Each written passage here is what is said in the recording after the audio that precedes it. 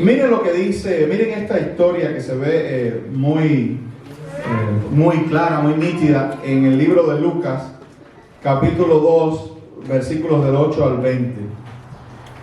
Dice: había pastores en la misma región que velaban y guardaban las vigilias de la noche sobre su rebaño.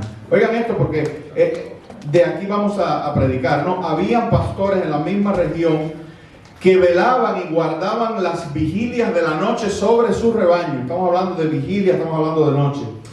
Dice: y he aquí se les presentó un ángel del Señor, y la gloria del Señor los rodeó de resplandor, y tuvieron gran temor.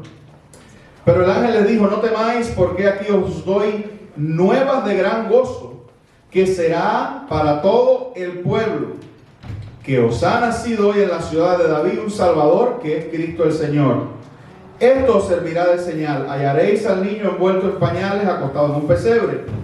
Y repentinamente apareció con el ángel una multitud de las huestes celestiales que alababan a Dios y decían: gloria a Dios en las alturas, y en la tierra paz y buena voluntad para con los hombres. ¿Tú nunca te has preguntado cuántos son los ángeles?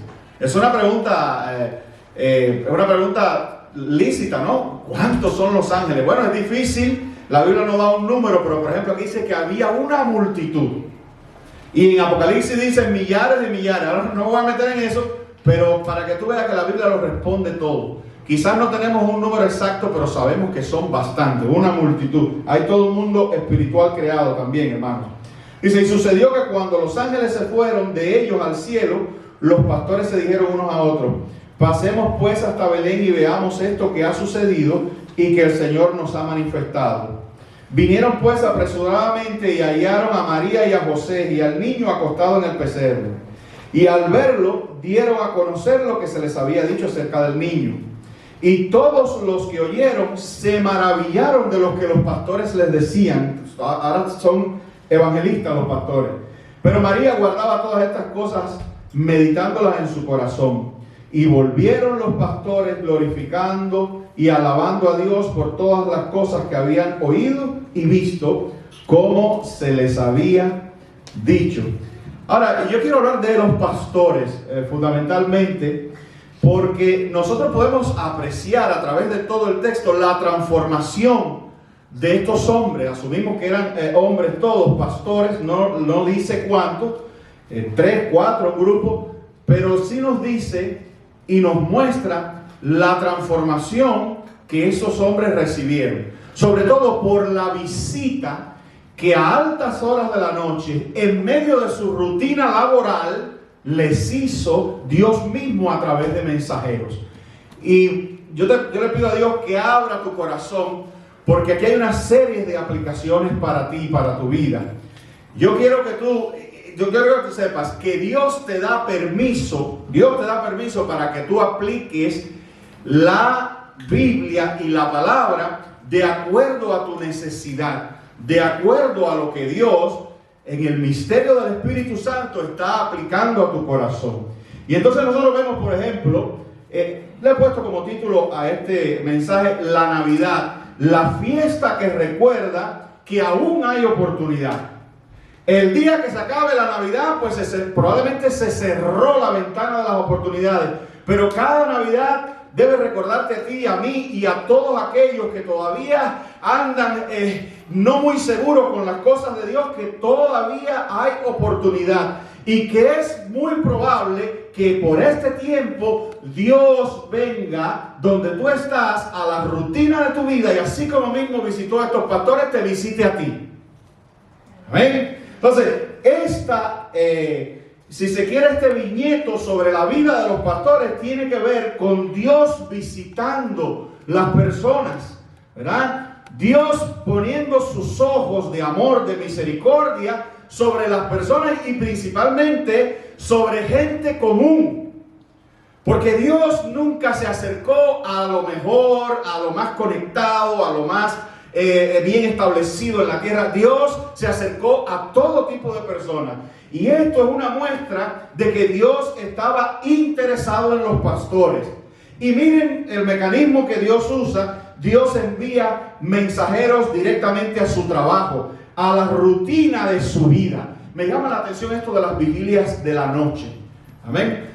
Porque qué hora tremenda esta para visitar. Sin embargo, digo yo, ninguno de nosotros por lo general ni va a visitar en las vigilias de la noche, ni le gusta que nadie lo visite en las vigilias de la noche. Es más, cuando alguien llega a tu casa en las vigilias de la noche, eso casi siempre es malas noticias, ¿verdad? Aunque no sean trágicas, es malo que alguien llegue a esa hora a tu casa, ¿verdad? Sin embargo, por el contrario, a veces las vigilias de la noche es donde más se sufre. Amén. A veces en las vigilias de la noche no solo estás despierto tú insomne, sino junto contigo están despiertos todas tus preocupaciones, todos tus problemas y todas tus necesidades. Y a veces parece como que en las vigilias de la noche, parece como por ejemplo la Biblia dice que Dios es luz y que la idea que nosotros tenemos de Dios es en la claridad. Dios es también el Dios de la noche. Y Dios es también el Dios que mira, que está presente y que te visita aún en las tribulaciones de la noche.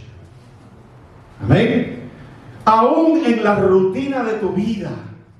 Y eso es particularmente lo que yo quiero que tú entiendas hoy.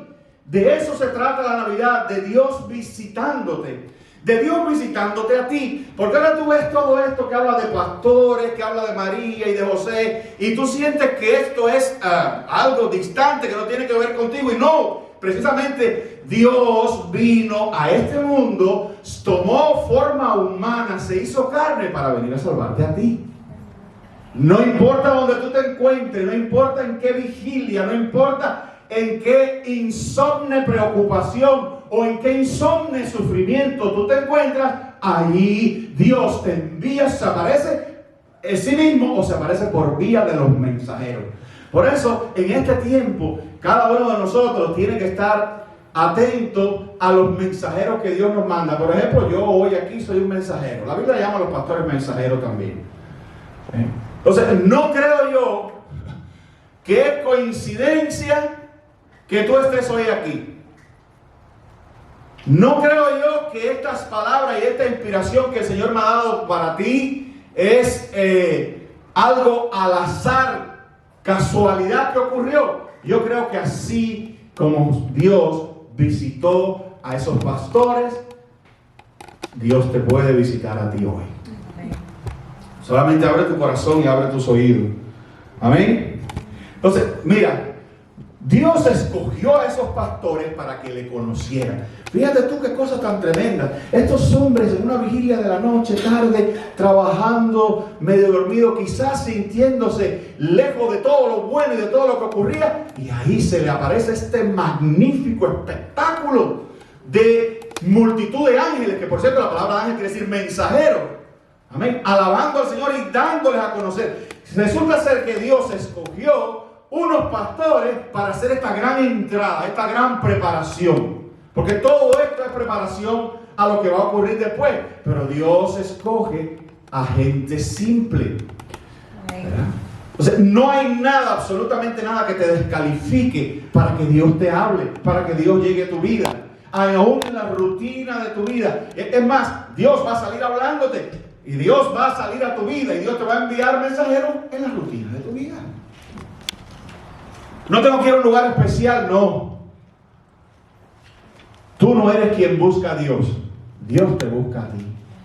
Esa es la historia del ser humano. Mira, si Dios te deja a ti, como se dice en inglés, your own devices, si Dios te deja a ti a tu propio albedrío, tú jamás le escogerías. ¿Sabes? Jamás. Si el proceso de atracción, de revelación, si ese resplandor está ocurriendo en tu vida, no es porque tú le estás buscando, es porque Dios te está buscando a ti. Entonces, no malinterpretes o no subvalores lo que está ocurriendo o no underestimate lo que está pasando en tu vida ahora, porque Dios mismo te ha escogido. Mire lo que dice Juan 15:16. Dice: no me elegisteis vosotros a mí, sino que yo os elegí a vosotros y os he puesto para que vayáis y llevéis fruto y vuestro fruto permanezca, para que todo lo que pidierais al Padre en mi nombre, os lo dé. Dice, no me escogiste vosotros a mí, yo os he escogido. Los pastores no escogieron a Dios. Amén. Dios los escogió a ellos. Dios los escogió a ellos. De la misma manera que Dios te escoge a ti. Lo que ocurre en tu vida, si tú comienzas a ver que de momento todo en torno a ti tiene que ver con cosas de Dios o con cosas espirituales o con cosas cristianas, si tú comienzas a tropezarte con ciertos mensajeros por la radio, en la calle, que comienzan a hablarte de Dios, interpreta en tu corazón que el Señor te ha escogido para revelársete. Dios escogió a esos pastores para revelarles su gloria. Dios te ha escogido a ti para revelársete. Mire qué maravilla. Cuántas cosas cuántas cosas tú no has sido escogido. Qué bonito, ¿verdad? Miren que nos gusta que nos escojan, ¿verdad? Desde chiquito, cuando yo iba a jugar pelota, que había un grupo, lo que llamaban un pitén, y empezaban a tirarse el bate uno a otro y a poner las manos así, el que empezaba a escoger. Yo quería que los dos capitanes de equipo, uno me escogiera a mí, yo. Y no, fulano, iban escogiendo los mejores primero, este que juega bien primero, este que juega. Y a veces yo era chiquito y era malo y me quedaba al final. Pero cómo nos gusta que nos escojan, cómo nos gusta que llegue el jefe y diga, mira, fulano te ha escogido para esto, para aquello. ¿Verdad? Pero a veces no nos escogen, a veces nos sentimos rechazados en el mundo. Nobody select us. A veces ni siquiera our family select us. Ni siquiera nuestra familia. A veces hay familiares nuestros que les gusta compartir más con otros que con nosotros mismos, con otros miembros. Sin embargo, y vivimos deseando que alguien nos escoja. Bueno, pues mira qué tremenda maravilla. El Dios creador de los cielos y la tierra, el que tiene todas las cosas en sus manos, el Todopoderoso, te ha escogido a ti. Jesús se para en el medio de la historia y se para en el medio de tu vida y te dice, yo te elegí a ti. Amén, querido hermano. Amén. Yo te escogí a ti. Te he escogido para que me conozcas.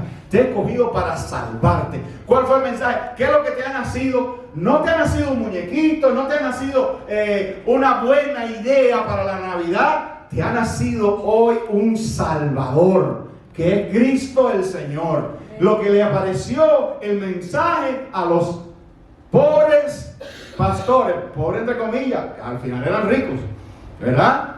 Pero lo que le pasó a esos pastores fue que Dios los escogió a ellos, ¿verdad?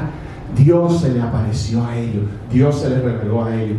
Amén, mi querido hermano. Entonces, fíjense que dice, y se les presentó un ángel del Señor, y la gloria del Señor los rodeó de resplandor, y tuvieron gran temor. Ahora, toda persona, el temor, qué interesante que cada vez que Dios se le aparece a alguien, la gente coge miedo. Sobre todo posterior al pecado. Ustedes saben que Adán tenía perfecta comunión con Dios en cuanto pecó, y Dios lo llamó, ¿qué hizo? Se escondió. Tuvo temor. Y así, y ese psicología abrámica sigue y perdura en nuestros días hoy.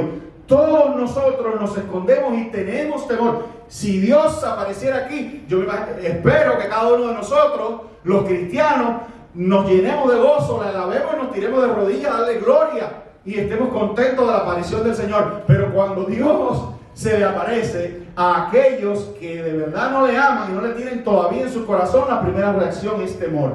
¿Y por qué es esto? Bueno, toda persona tiene miedo a Dios porque el hombre caído tiene la conciencia de que el mal, su mal, merece justa retribución. Y al encontrarse con lo divino, sienten que le llegó la hora. ¿Tú sabes lo que te lo explico? ¿De dónde sale el miedo a Dios? El miedo a Dios es que nuestras conciencias están perfectamente equipadas para saber que el mal lleva justa retribución y que realmente, mira, te voy a decir algo, ahí tú dices, ay, este bandido se murió y no pagó. Que no pagó, todo el mundo va a recibir justa retribución. Dios se va a encargar de eso. Pero cuando estamos en vida, Nosotros, el hombre, sabe que el mal va a recibir justa retribución. Y entonces cuando Dios aparece, uno dice, ¡ay! Llegó la hora. Entonces la primera reacción del hombre caído ante Dios, incluso ante el llamado de Dios, incluso ante la cercanía de Dios, es esconderse tras de su propio pecado, huir de la presencia de Dios. Sin embargo, ¿qué es lo que le dice? ¿Qué dice siempre el Señor? No temas. No temas. No, pastor, yo no voy a Dios porque es que yo tengo tantas historias en mi vida, pastor. Yo he hecho tantas cosas, Dios no quiere ni acercarse a mí. ¿Cómo me voy a presentar yo delante de semejante santidad? Es cierto, pero Dios ha arreglado eso. Para eso vino Cristo Jesús. Y Él es el que te dice, no temas. Entonces, no temas al llamado, al trato, a la aparición, al resplandor de Dios sobre tu vida. Jesús no es tu condenador. Jesús es tu salvador. Amén, amén. Amén. Sin temor a entregarse a Dios. Miren este texto que nos gusta mucho. Lo decimos al cansancio. Pero tiene no es solo el 16, el 17 también. Juan 3, 16 y 17. Dice, porque de tal manera amó Dios al mundo, que ha dado a su Hijo unigénito, para que todo aquel que en Él cree, no se pierda, mas tenga vida eterna. Ahora mira esto, que si tú dices, bueno, ¿por qué le dice el ángel a los pastores, no teman? ¿Y por qué el pastor me hizo el que no teman? Mira el versículo 17, ¿por qué? Porque no envió Dios a su Hijo al mundo para condenar al mundo, sino para que el mundo sea salvo por Él. ¿Te has puesto a pensar que la entrada de lo divino en el mundo por vía de Cristo Jesús no es para condenar al mundo? O sea, el ministerio de Cristo ahora no es condenatorio y esa ventana todavía está abierta. No temas que Dios no te acepte tal como eres, porque definitivamente Cristo ha venido a buscar personas como tú y como yo para salvarnos de nosotros mismos, de nuestros pecados. Amén. Precisamente Cristo vino y tenemos este problema, ¿verdad? Declarado por la Biblia. ¿El problema cuál es? Que la Biblia dice que la paga del pecado es la muerte. Por eso la gente tiene miedo, porque dice, llegó. Pero la dádiva de Dios, dice la Escritura, en Cristo Jesús es vida. ¿En qué sentido? Hay un problema serio si el Dios Todopoderoso decreta de manera universal que la paga del pecado es la muerte. Eso lo encierra todo en una tremenda tragedia, incluido nosotros. Porque si la paga del pecado es muerte, pues entonces tenemos que morir. Y no es la muerte de que me muero y voy para ¿sí? ¿Cómo se llama? La tumba. No. Muerte, y eso es otra cosa que tenemos que entender. La muerte, de acuerdo a Dios, porque la Biblia dice que para Dios todos viven. La Biblia lo dice, para Dios todos viven. No se crea el que se murió que se escapó, ¿verdad? Porque Él continúa vivo en alma, en esa esencia de que Dios ha dado en sí, está viva. No está ahí en ese lugar, pero Él sigue vivo. Dios es un Dios de vivos. Amén. Pero la muerte en el concepto de Dios es separación. Eso es muerte, separación. Entonces Dios lo encerró, dice la Escritura, usa esa misma palabra, lo encerró todo bajo pecado. ¿Quiénes son todos? Nosotros. Aguardando, ¿qué cosa? Que se cumpla la sentencia. Porque la paga del pecado es muerte. Pero entonces Dios, ¿por qué? ¿Por qué este criterio de que de tal manera amó Dios al mundo? Bueno, porque Dios podía haber agarrado el mundo, y perdónenme un poco aquí el antropomorfismo, pero pudo haberlo agarrado así completo el mundo en sus manos y separarlo eternamente de Él y condenarlo. Pero eso no estaba en la mente de Dios. Nota que tú y yo estábamos adentro también. ¿Y cómo se resuelve eso, pastor, si la paga del pecado es la muerte? A Dios le plugo, vio bueno que un sustituto sin pecado muriera en lugar de nosotros. Dios aceptó en su sabiduría, le pareció bien a Dios que muriera un justo por los injustos. Pero ¿y dónde estaba el justo? ¿De dónde lo sacamos, pastor? ¿Dónde sacamos un hombre sin pecado y sin mancha? ¿Quién puede, salido de mujer, estar sin pecado? Porque la Biblia dice que por cuanto todos pecaron, todos. Esa es Navidad. En la Navidad Dios mismo produce el hombre santo y sin mancha desde el nacimiento. Amén. Cristo Jesús es aquel cordero sin mancha profetizado. Ese hijo que nos es nacido no es otra cosa que la provisión, nuestro sustituto, y es engendrado de Dios mismo para que la herencia del pecado no sea traspasada a él y sea precisamente el justo que vino a morir por nosotros. ¿Me hago entender, querido hermano? Ya lo perdí ya. Entonces, ese es Jesús. Jesús es nuestro sustituto. En Cristo Jesús, la paga del pecado es la muerte. Ok, dice Cristo, aquí estoy yo, aquí está mi muerte, para pagarlo de una vez y por siempre. Y todo el que cree en mí, le otorgo esa liberación, le otorgo ese perdón. Lo hago mi hermano y lo hago hijo de Dios.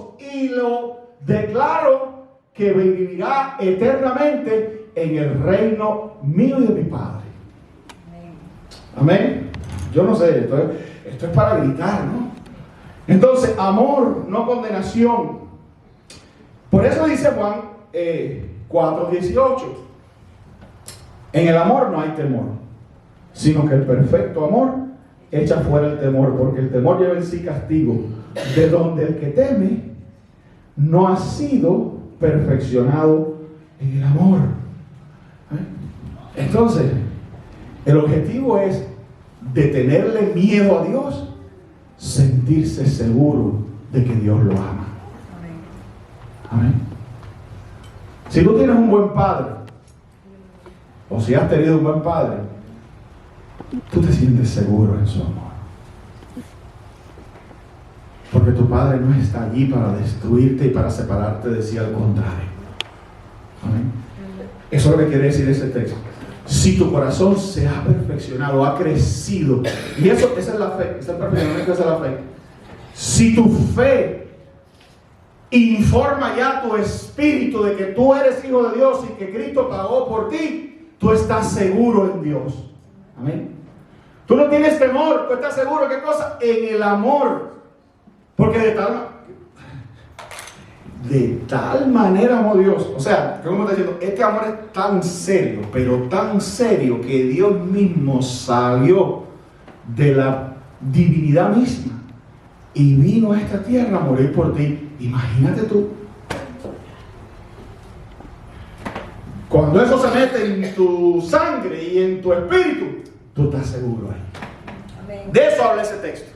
Tú no le tienes miedo a Dios. Hay que tener miedo a Dios. Ay, que me voy a perder la salvación, que me va a botar, que me va a tirar, que me va... El que teme no ha sido perfeccionado en ese amor. Todavía se siente inseguro. Le tiene miedo a Dios. Una cosa es respeto, otra cosa es miedo. Este es un miedo destructivo. Es un miedo de que Dios está. Hay gente que siente realmente que Dios anda para destruirlo. El cristiano encuentra en el Señor un hogar, un refugio, cierta serenidad, cierta tranquilidad. Amén, querido hermano. ¿De qué se trata este amor? Dicen, esto consiste el amor, no en que nosotros hayamos amado a Dios, sino en que Él nos amó a nosotros y envió a su Hijo en propiciación de nuestros pecados. ¿Tú sabes lo que quiere decir esto? Eso, como Efesios 1, me voy a meter ahí, pero eso como Efesios 1 revela los sentimientos, la motivación que tenía Dios en su corazón cuando decidió salvarte a ti. Dice que fue el amor. Entonces, o sea, tú has sido amado.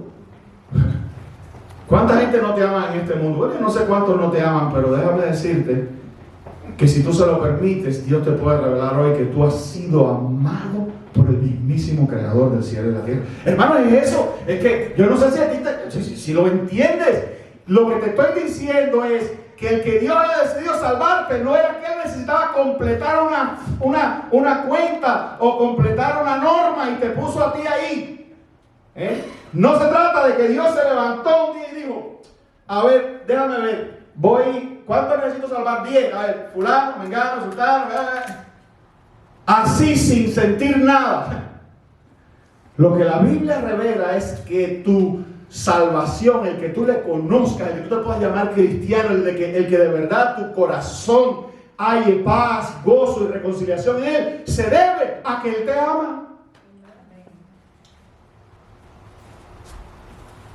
No fue una decisión insensible, abstracta en la mente de Dios, sino que de Dios brotó un amor hacia quien tú eres. Entonces Juan dice: el que entiende ese amor no tiene temor. Amén. Dice, porque el temor lleva en sí castigo, y Dios no anda para castigarte a ti o a los que son suyos, ni al mundo todavía. Juicio vendrá un día, pero como dice en la frase, not today. Todavía no. Not yet. Todavía hay oportunidad. Amén. No es ese el mensaje, la comunicación oficial del reino de los cielos. No es: llegó la hora de la condenación. No, estamos en la hora de salvación. Amén. Entonces no temas, no es tu condenador, es tu salvador. Dios por amor envió a su Hijo a morir como sustituto por nuestros pecados. Y resuelto esto, ya no hay condenación, ya no hay. Solo amor y eterna compañía de Dios. Cuando Pablo dice perfeccionado, quiere decir acostumbrarnos y vivir en la serenidad de esa verdad. Amén. Dios está cambiando mi vida y hay altas y bajas, pero todo eso ocurre dentro de la serenidad y la protección del amor del Padre. Amén, querido hermano. Amén. Voy a ir concluyendo. Cree en este Salvador que te ha sido dado. Escucha, es lo que dice el texto, ¿verdad? Porque aquí os doy nuevas de gran gozo, que será para todo el pueblo, que os ha nacido hoy. Os ha nacido hoy. Y Dios es el Dios del hoy. Entonces tú eres uno de esos pastores. Tú a lo mejor la vigilia de la noche para ti es un periodo prolongado de tiniebla, de desconocimiento, de oscuridad espiritual, pero hoy Dios te ofrece a Jesús. Dios hoy te ofrece a Jesús. Dios hoy te ofrece un Salvador. Hoy el Señor te está llamando. Cree en este Salvador que te ha sido dado. Pastor, ok, ya yo entiendo, ya yo entiendo A y B, ¿cómo las conecto? ¿Cómo conecto A con B? ¿Cómo conecto a Jesús conmigo? Bueno, mira, tremendo esto. Cualquiera pensaría que hay que pasar una prueba, ¿verdad? Por ejemplo, si usted quiere ser aquí parte del reino de los Estados Unidos, tiene que ir a hacer una prueba. Y demostrar con ciertos conocimientos y capacidades que usted está apto para ser ¿qué? Ciudadano de los Estados Unidos. Hay lugares donde usted, para, digamos, ser parte del ejército, de los Navy SEALs o de algunas tropas especiales, tiene que demostrar que usted está física y mentalmente apto. Entonces, pastor, en vista a eso precioso que se me está ofreciendo, vida eterna, perdón de todos mis pecados, eterna compañía de Dios, ¿qué necesito hacer, pastor? ¿Qué prueba tengo que hacer? ¿Qué formulario llenar? ¿Cuánto ejercicio hacer? ¿Cuánta cirugía ponerme para ser atractivo? ¿Qué necesito traer? Dice Dios, nada, cree. ¡Qué locura! Dice, por eso dice Pablo, tenemos este tesoro en vaso de barro. Que creas en tu corazón, amén, en esta verdad, en que Cristo Jesús es tu Salvador y es la propiciación para tus pecados. Déjame leértelo. Mira, Juan 5:24 dice, de cierto os digo, el que oye mi palabra y crea al que me envió, tiene vida eterna y no vendrá a condenación, mas ha pasado de muerte a vida. Acuérdate que te dije que la muerte era separación. Ahora te estoy diciendo que Dios dice, ha pasado de separación eterna a eterna compañía conmigo. Amén. Amén. Ha pasado de muerte a vida. Ya no hay separación. Pero dice que tienes que creer. ¿Qué quiere decir eso? Que el Espíritu Santo comienza a espantar tinieblas de tu vida y a hacer claridad este mensaje. Y darte a ti la convicción y la necesidad de creer realmente que Cristo es tu sustituto y murió en tu lugar. Si tú crees eso, dice Dios, tiene vida eterna. Hoy, ahora, en este instante. Amén. Romanos 10, del 8 al 9 dice, mas ¿qué dice? Cerca de ti está esta palabra, en tu boca y en tu corazón. Esta es la palabra, ¿qué cosa? De fe. Aquí no estamos convocando a ninguna otra cosa. No es la palabra de obras, como ciertas iglesias que dicen, tienes que hacer esto, tienes que darme aquello, tienes que... No. Esta es la palabra de fe. La fe es el instrumento, ¿verdad? Que si confesares con tu boca que Jesús es el Señor y creyeres en tu corazón que Dios le levantó de los muertos, serás salvo. Amén. Amén. Si confesares con tu boca. Amén. Eso significa que en algún momento, querido hermano, porque hay gente que tiene fe de la secreta, no tiene fe nada. Cuando hay fe verdadera, uno lo confiesa. ¿Quién está enamorado de alguien que jamás se lo dice? Porque déjame decirte que la fe, el amor hacia Dios lleva consigo como un combo esa necesidad de expresarlo. Si el Espíritu Santo y el amor de Dios, ese que hemos hablado, ha venido sobre ti, esa revelación de la fe ha venido sobre ti, tú lo expresas, tú lo confiesas. Eso es una fe que se expresa. Si confesares con tu boca que Jesús es el Señor. El Señor. ¿Qué quiere decir eso? Mi dueño. Aquel al que le entrego mi vida, el que va a decir antes, como Cristo le dijo a Pedro, Pedro, antes a ti te ceñías y ibas a matar, te ceñías a otro, ¿no? Quiere decir, y a veces hasta uno mismo, ceñirse como vestirse, ¿no? Y entonces le dice, ahora va a ser diferente. Ahora quien te va a vestir en primer lugar de justicia y va a decidir los caminos de tu vida soy yo. Si tú confiesas, ¿eso es lo que quiere decir eso? Porque algunos dicen, yo me entregué a Cristo. Que te entregaste a Cristo y andas haciendo lo que te da la gana. Pero se dice que confesar a Cristo es el Señor. No que tú eres el Señor. O fulano es el Señor. No, esa fe es, mire hermano, y tú dices, bueno, pero espérate, pastor, ¿cómo es esa fe? Es que esa fe contempla a Cristo como realmente es, y el que entiende cómo es Cristo se pone en su servicio,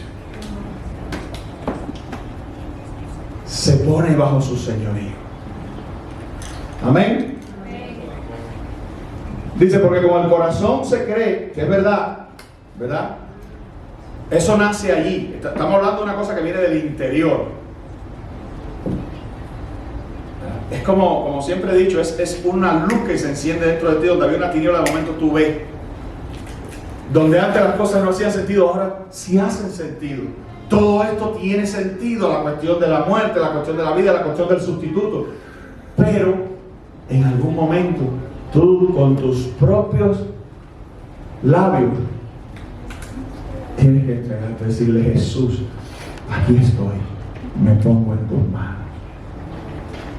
Amén. Conclusión, 2 aplicaciones. Una, no resistas la atracción de Dios. No la resistas.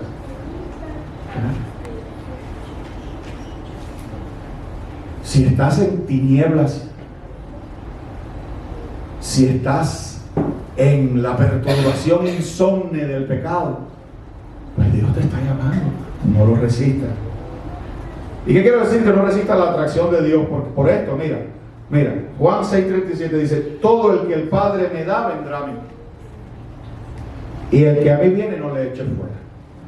Todo el que el Padre me da vendrá a mí. Amén. Si tu corazón te está diciendo que ya es el momento, que ya es el día, que ya tú necesitas de una vez romper, arrepentirte, porque eso es la fe también. La fe es un camino hacia Cristo, pero lejos del pecado y esa lejanía del pecado. Si yo me traslado de esta puerta, de esta pared hacia aquella, me voy alejando de esa, pero me voy acercando a aquella. Si Jesús es la puerta y este es el pecado, yo me acerco a Cristo, pero voy dejando el pecado. Y dejar el pecado, ¿por qué? Porque me arrepiento de él, porque no quiero eso más para mi vida y no quiero vivir más así. Le digo Señor a Jesús porque digo: mi propio señorío no me ha servido de nada, porque mi vida ha sido controlada por el pecado. Como yo mismo no me puedo ni controlar a mí mismo, me pongo en tus manos, Cristo Jesús. Entonces no resistas la atracción. Todo lo que el Padre me da vendrá a mí, y el que a mí viene no le echo fuera. ¿Qué garantía? El que a mí viene, escucha, el que a mí viene yo no le echo fuera. El que va a Jesús para siempre. Para siempre. ¿Y qué es lo que yo quiero para ti? Bueno, yo quiero para ti el final de esa historia navideña de Lucas 2.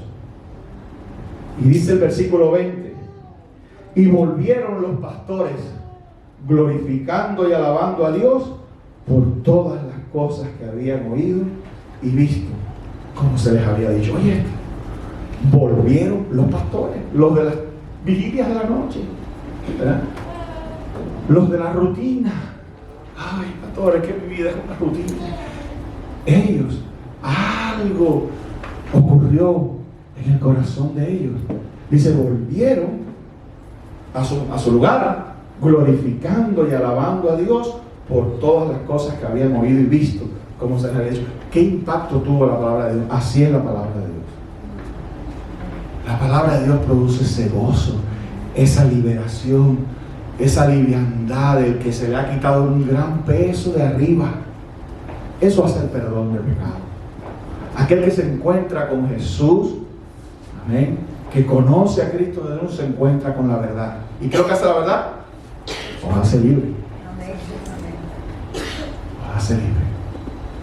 Entonces eso es lo que Cristo viene a ofrecerle a todo el mundo. No es caramelo, ni Santa Claus, ni esas cosas. Cristo le viene a ofrecer a la gente una transformación en su vida, para que la tristeza insomne y la perturbación de una tiniebla, cualquiera que sea, se convierta en gozo y alegría de aquel que tiene esperanza, y de aquel que se siente seguro, y de aquel que descubre que hay alguien en este mundo que verdaderamente lo ama, y lo ama ante la fundación del mundo, y ese alguien es su propio creador, y el creador del cielo y de la tierra. Ese gozo, esa esperanza de que no importa, yo sé que yo pertenezco a Él, y mi vida yo voy camino a la eternidad, como dice ahí. Ese gozo solo lo pueden obtener aquellos que creen en Cristo Jesús. Aquellos para los que la Navidad tiene un sentido distinto. Los pastores, los ángeles, los cánticos tienen un sentido distinto. Amén. Entonces, mi invitación es esa. Acuérdate, te di algunas claves.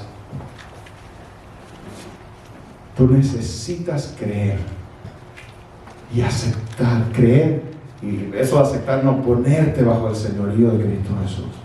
Pero necesitas creer eso. This is something that I can do for you, and nobody can. Nadie, eso es algo que yo no puedo hacer por ti, ni nadie puede, solamente tú. Ahora, si tú le has visto hoy, si ciertas cosas han sido ya claras, si el llamado, si Dios, si hay una latencia del Espíritu dentro de ti diciéndote es contigo, te estoy llamando, pues entrégate, dile con tu voz, con tus labios, con tu propia boca, dile: Señor Jesús, aquí estoy, te necesito. Me arrepiento de mi vida y me entrego a ti. Quiero algo distinto. Yo quiero que tú seas mi Señor. Díselo. Y serás salvo. Amén. Que Dios nos bendiga.